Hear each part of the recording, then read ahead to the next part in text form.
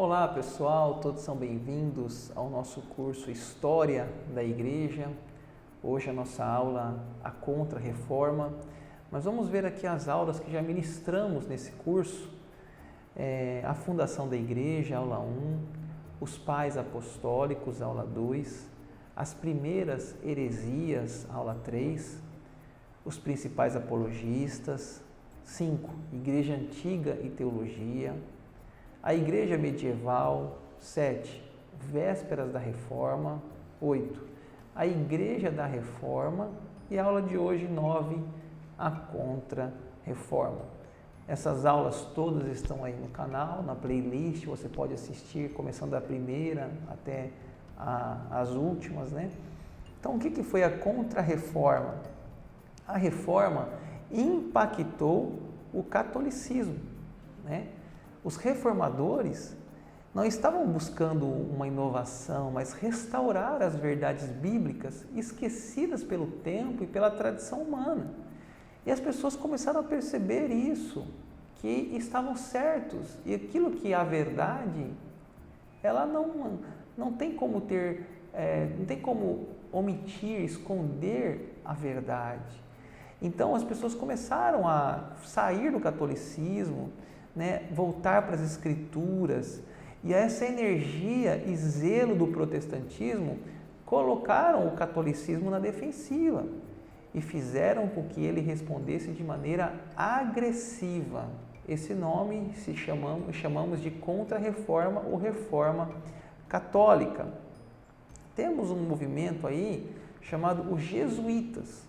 A Companhia de Jesus, fundada pelo espanhol Inácio de Loyola, Inácio viveu uma vida de luxúria e prazer, até ser ferido em uma batalha, e esse ferimento fez que ele mancasse pelo resto da vida. Enquanto se recuperava, ele devorou a literatura religiosa e dedicou a sua vida a Deus e à Igreja. E essa devoção levou ele a fundar a Companhia de Jesus. Segundo o modelo militar, a organização jesuíta respondeu de maneira rápida e eficaz aos desafios da Igreja Católica Romana. A missão dos jesuítas dividia-se em 3 partes: educação, luta contra as heresias e missões. Por meio dos seus ensinamentos e pregações, os jesuítas reconquistaram o controle de partes da Alemanha, da Europa, para a Igreja Católica Romana. Missionários jesuítas batizaram milhares de pessoas. Além dos votos de pobreza, castidade e obediência, os jesuítas faziam um voto de submissão incondicional ao Papa. Seu objetivo era a expansão e o fortalecimento da fé católica. Os jesuítas ofereceram muita influência sobre os governantes e contribuíram para a supressão do protestantismo na Europa, Espanha e Polônia. Então, os ataques dos jesuítas contra as heresias significavam ataques contra o protestantismo. Mais uma curiosidade aqui, conhecimento, Tratado a Paz de Augsburgo.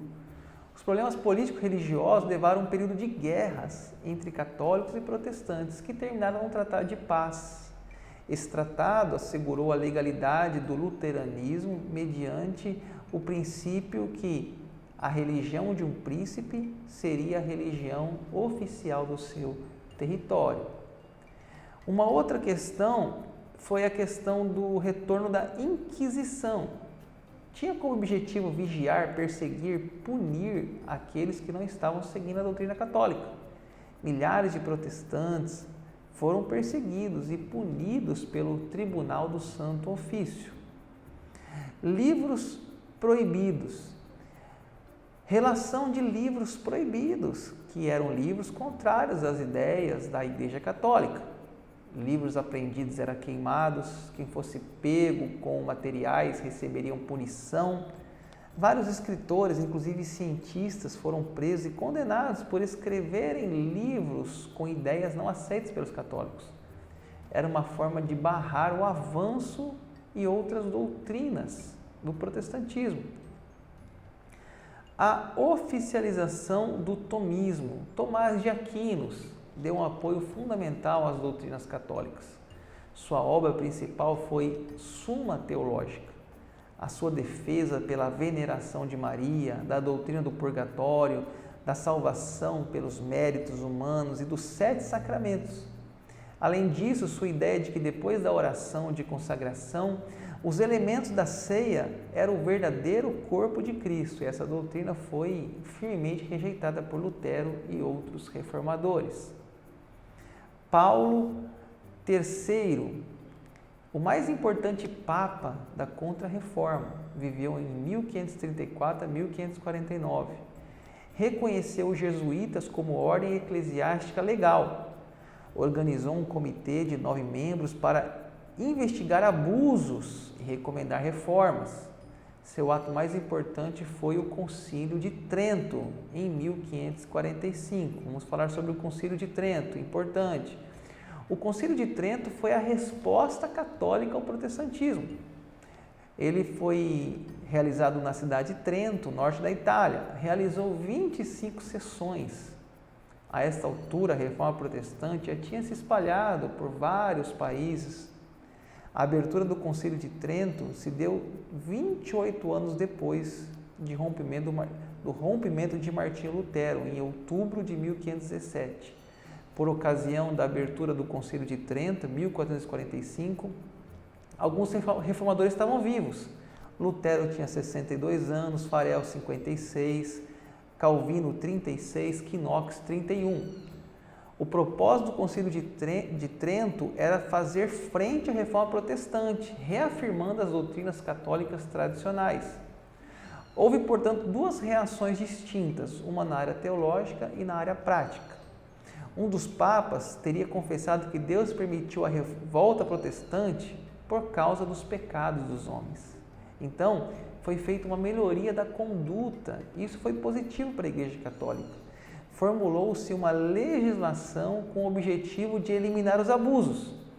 Os sacerdotes deveriam residir às paróquias, o bispo na sede episcopal, monge separados de freiras em seus mosteiros e conventos.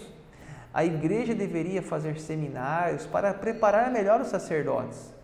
E no que diz a respeito às doutrinas postas em dúvida pela Reforma, o Concílio de Trento confirmava o ensino tradicional. Bíblia versus tradição. Esse é um grande tema.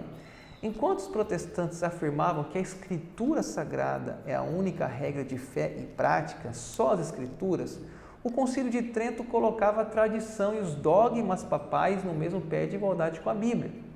No compêndio do Vaticano II lê-se: não é através da Escritura apenas que a Igreja deriva sua certeza a respeito de tudo que foi revelado.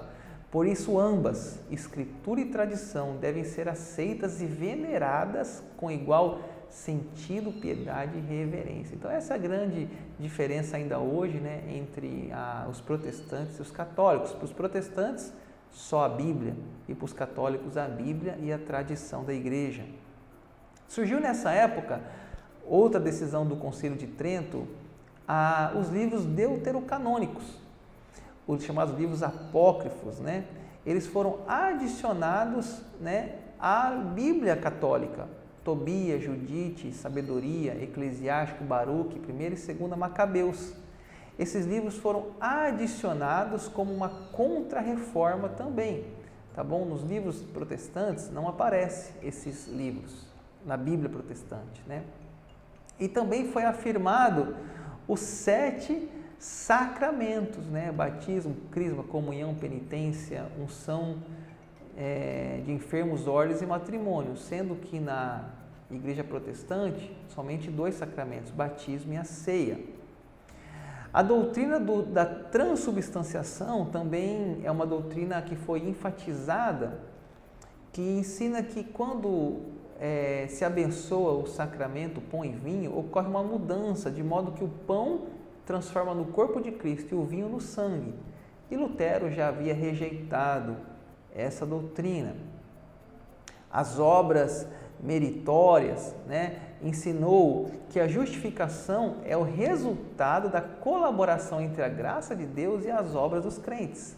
né? A ideia geral é que praticar as obras dão ao homem o justo direito da salvação.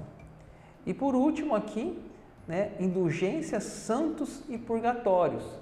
Então, ainda o Concílio de Trento, né, defendeu ali a concessão de indulgências, aprovou as preces aos santos, a existência do purgatório.